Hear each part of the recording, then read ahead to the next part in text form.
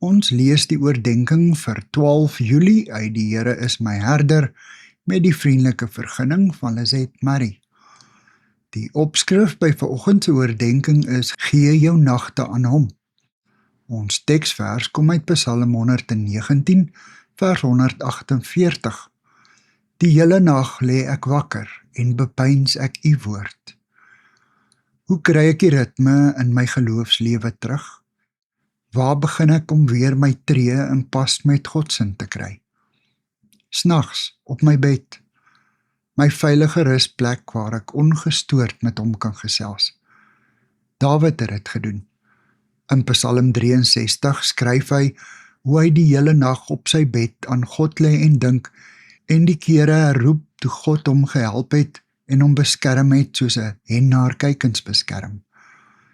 Die digter van Psalm 119 pyns ook snags oor God. Net so kan ons snags aan God lê en dink. In sy dagboek Hosting the Presence Every Day vertel Bill Johnson dat hy hom elke aand wanneer hy gaan slaap aan God se liefde oorgee. Hy sing nie lofsange of vertel God wat hy alles nodig het nie. Hy bied net sy woordelose liefde aan hom, totdat hy ervaar hoe sy hart deur die Heilige Gees se teenwoordigheid verwarm word. Wanneer hy deur die loop van die nag wakker word, gaan hy aan daarmee, om bewustelik in sy liefde te rus, totdat hy weer aan die slaap raak. Johnson skryf, die nag loop uit op die dag. Begin jou dag dus reeds in die donker ure van die nag, deur aan God jou liefde te bied.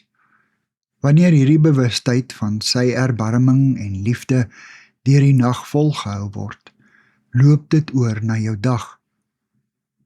Heilige Gees, ek gee my nagte aan U. Ek vra dat U my drome met U gedagtes en beelde sal vul, sodat my dae ook daarvan vol sal wees. Amen.